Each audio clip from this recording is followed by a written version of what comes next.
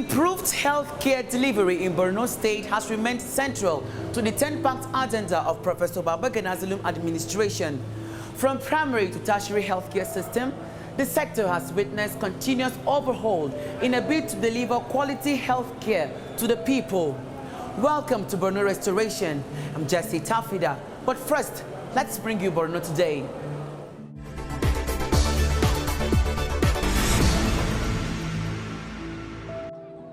It's a routine distribution exercise by the National Emergency Management Agency to assist internally displaced persons living in camps.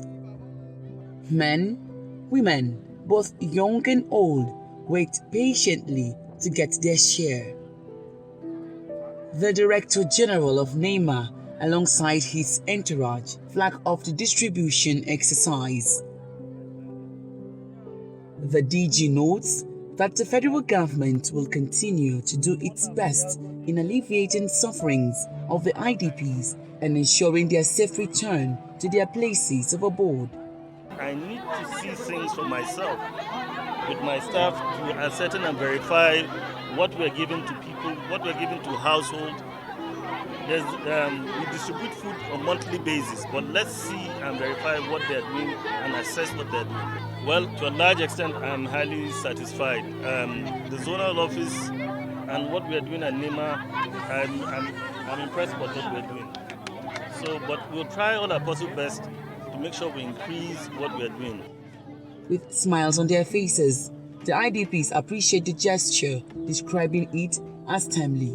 We sincerely appreciate NEMA for this gesture, but we are calling on the government to make efforts in returning us back to our places of abode so that we can cater for our families ourselves. Each household is expected to carry home 10 kg bags each of beans, rice and condiments.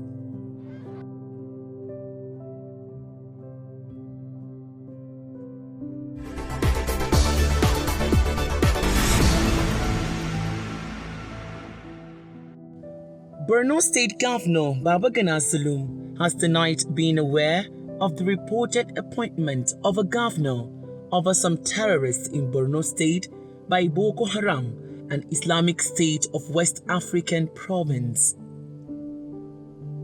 Governor Zulum, who dismissed the claim as not being substantiated, insists he remains fully in charge of his state and is not investigating the matter. He made these assertions while speaking with State House correspondents after meeting with President Muhammadu Buhari at the presidential villa in Abuja. The governor is more concerned on how to repatriate the over 200,000 Borno indigents who fled the insurgency to Chad, Cameroon and Niger Republic and was at the presidential villa to seek the president's assistance. These people of Borno State that are taking refuge in our neighboring countries are willing to return home. And therefore, Borno State government has fixed a date of 27th of November 2021 for the commencement of the repatriation process, especially to local government areas of Abadam and Kuzamala. So I came to brief Mr. President to solicit for his support. This year, areas under cultivation has increased by about 400%. People have started going back to their farmlands. I'm not saying that the security situation is over completely, but substantial progress has been made in ensuring the safety of farmers in their farmlands, and we are doing well. There's no any region or portion in Borno State that you can term it as under the insurgents. But the insurgents is not over.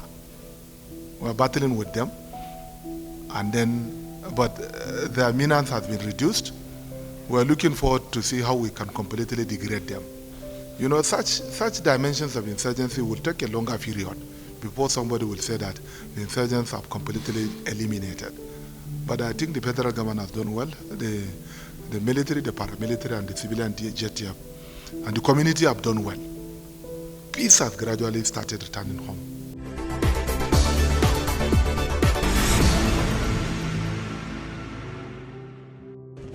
Borno State has been worst hit by the Boko Haram insurgency, which began since 2009. The insurgency has destroyed about 60% of health facilities in the state, resulting in about 1 million people losing access to healthcare services. Today, the 7th Division Nigerian Army, as part of its corporate social responsibility, is bringing succor to victims of the insurgency. This is through free medical outreach and distribution of relief materials. The Acting General Officer commanding 7th Division Nigerian Army, Brigadier General Abdul Wahab Eyitayo, notes that the Nigerian Army Day celebration provides an opportunity to remember the gallantry and sacrifices of the fallen heroes who lost their lives defending the country's integrity. In Borno today, war is ongoing, but now we are gradually approaching the peace period. And so, what we give to you here, we know you have much more of it in your houses. It is not the size that matters, but the spirit under which it was given. One after another, the IDPs were freely diagnosed free of charge. They also received 10 kg bags of rice, cooking oil, and condiments. She says, "We sincerely appreciate the Army for coming to our aid with this free medical outreach. I've been given free drugs and some food items, which will go a long way in alleviating our sufferings. We pray God to grant success to the Nigerian Army in their fight against Boko Haram insurgency."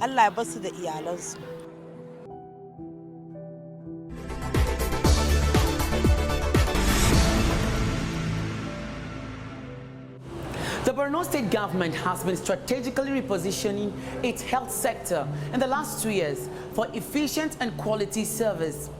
The sector has attracted more investment in the primary healthcare service aimed at providing health facilities in the 312 wards of Borno State in compliance with the WHO standard. Let's take this report.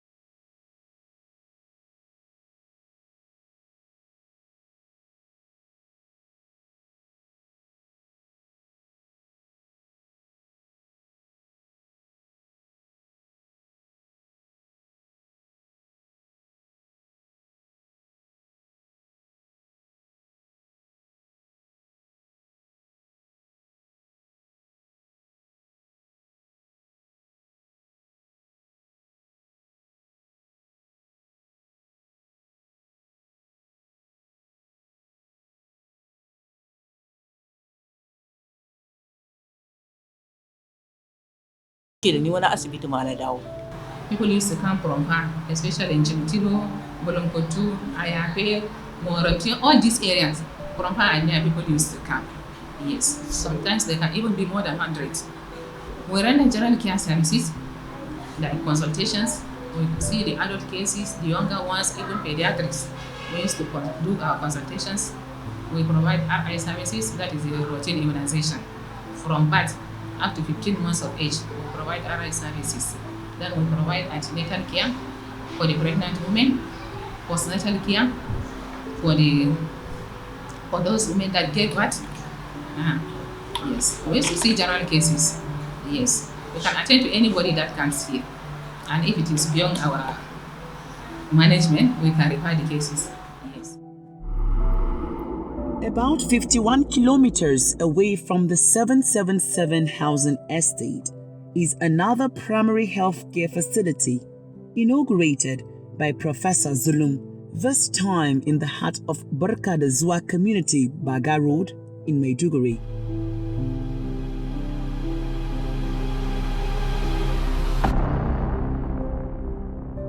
This community was once a volatile area and den of criminals until Governor Zulum decided to transform the environment by building a well-equipped primary health care to serve the people. I want to appreciate this particular effort of building primary health care by the state government, His Excellency Professor Baganaram Zulum. This community, as we see, people have been worried for events that was happening within this atmosphere. This atmosphere where you find the young girls and boys are having a very unscrupulous lifestyle. This is an area that became a disturbance to the community before now. This is an area where you find drunkards, drug addicts, and futureless young people who come around to waste time here. But now, with the advance of this particular governor, that is Professor Baganaram Zulum, this place has been condemned and changed to be a vital and important atmosphere for the community. You see, it's a primary health care where the people of this community are receiving immediate attention. Women, children, and all concerned are receiving medication, treatment, and all sort of medical support for free. The facility has been playing an important role in meeting the healthcare needs of the people of Barkadazua, Baga Road, and surrounding environments. We have the nutritional site, we have the labor and delivery, we have the MHPSS where psychosocial are being seen and consulted. We have the male ward and the female ward where the patients are kept for observation. As you can see here by our ambulance is standby, where the referral case is needed, then we refer the patient immediately. Yes, that is the priority of primary health care to the grassroots. You refer immediately to the secondary level when the condition is complicated or critical. His Excellency has done a lot big job for us. We say thank you to our Excellency because he provided our essential drug to this health facility. The essential amenities, as you can see, everything is working. We have our lights, 24-hour solar. So I think he has done a lot for us. It is a tedious issue when you talk of healthcare in this particular community, because people have to move to most of the popular hospitals, general hospital or nursing home or teaching hospital before you receive attention. And if you don't have money, you know, it is a very difficult task. But with the advance of this particular primary health care, it is by our doorstep. We have a free medication, free attention, and drugs. You'll have all sort of standard tabs and medicines here. So our people really appreciate this. Other primary healthcare centers inaugurated by the Zulum administration include the Maternal Healthcare Center at Baganaram, which has 50 bed spaces, theaters, diagnostic equipment, blood banks, and laboratories.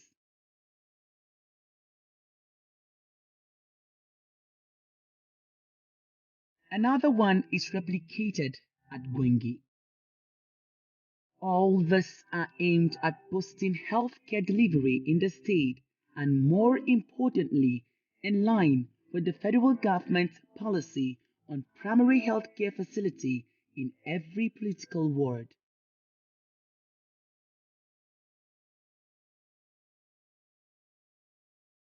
Professor Zulum's continuous interventions in other areas of the health sector include rehabilitation of psychiatric and skin disease hospital, upgrade of its general hospitals to specialist hospitals, as well as procurement of new ambulances to improve healthcare delivery in the state. In the face of adversity, the Borno State healthcare sector is fast developing to become a medical hub of the northern Nigeria.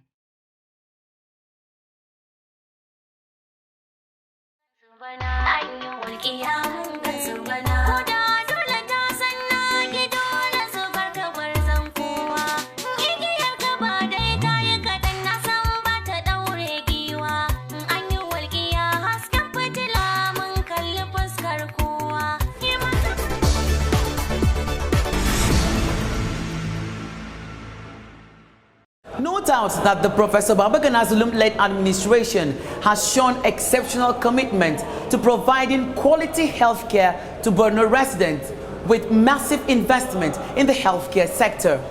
Join me as I engage the Commissioner for Health, Junior Bitrus, on the activities of the ministry in the last 2 years.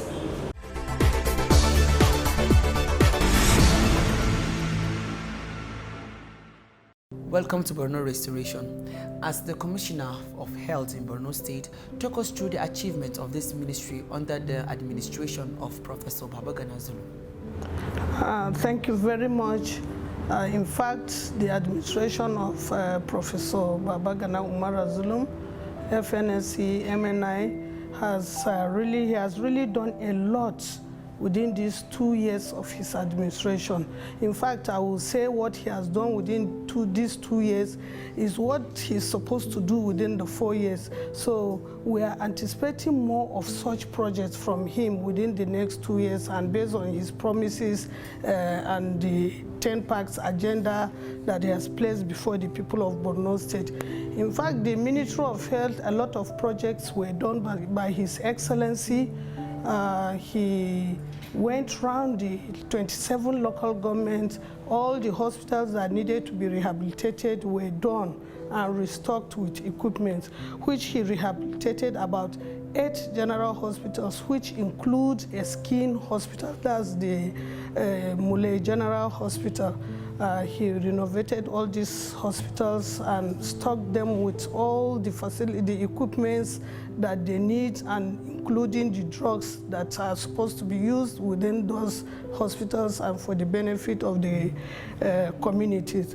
And looking at the Primary Healthcare Development Agency, which is also another part of the Ministry of Health, His Excellency has really done a lot where he built new primary healthcare development clinics, numbering 37 in the states. So all the local governments have benefited from these primary healthcare development centers, which is just commissioned, some within the southern Borno area and in the central and the north that has already been commissioned. His Excellency Engineer Baganaram has done a lot, having 37 primary healthcare development centers in the states, which means he has the people at heart and he wants the people to benefit from the health sector. And these are new ones stocked with equipment, all the equipment that you think that is supposed to be in the primary healthcare centers were all placed within these clinics. Okay, 37 primary healthcare centers, that's massive. So what's the philosophy behind this massive investment in the primary healthcare sector? You know, the popular saying that goes that health is wealth. Once your people are healthy, which means their mind are healthy, and they can be very, very productive. And that's why he is thinking in that line, and for the masses to benefit from the dividend of democracy. You know, the general hospitals within the states are not enough. Most of our displaced persons are within the state now, and there's congestion on our general hospitals. And by constructing these primary healthcare development, primary healthcare clinics, it will decongest the secondary or tertiary health institutions, where the masses will have it at their own affordable prices, accessible to them, and very qualitative, and where they can have quick access to these healthcare clinics. So within the metropolitan and the Jere, where the people are mostly populated, you see that they have more than 1, 2, 3 numbers of these clinics. So it is very important that he invested, because he knows the importance of health, being that health is wealth. Once we are healthy, we can do our work. Once we are healthy, we can be productive. The GDP of the country can increase. The economic activities of the state can also be increased, because everybody is healthy and going about doing their normal job. That's why the investment is necessary. Okay, now talking about the healthcare workers, what support are they getting from the governor? The healthcare workers, you know, they have a special salary structure. And I tell you that in Borno State, our health workers are paid based on their health structures, salary structures. You know, we have the comments, we have the cohens, and the government is supporting them in that aspect by paying them prompt and giving them the required structure for them to be paid based on that structure. And the government is also supporting the health workers in terms of housing. He provides house for the doctors and other health workers so that they can be comfortable and very close to where they are working. And other welfare as needed. He provides for them all the PPE equipment. He provides everything for the health workers in order to also prevent them from other diseases or contacting infectious diseases, even the COVID. So he makes sure he gives whatever is duly their own. So the government is really supporting them in that aspect. Okay, now going further now, how do we see this ministry in the other phase of his administration? Actually, we just celebrated the 2 years of their administration on June 12th, and our plan in this ministry is to go by the policy of the government and to go by his pronouncement. I've just told you that he has constructed new primary health care centers or clinics that actually we need enough manpower. And the first thing he mentioned was to have enough doctors, enough nurses, and other health workers. And that will be our plan. We will see as much as possible to create more job opportunities for the doctors, for the nurses, and other health workers, so that all these primary health care centers or clinics will be equipped with the human resource, so that whenever our patients come, they will not have to wait, or they will not have to go out to start looking for doctors. And also the training of the medical workers, medical and health workers, the doctors, the nurses, and whatever. There's a plan also on the ground to see that we train and retrain them so that they will be up to date, because we are in a global world. For them to be knowledgeable, to be updated on whatever that is going on within the health sector. Commissioner for Health, Juliana Bitrus, thank you for your time on Borno Restoration. Thank you very much.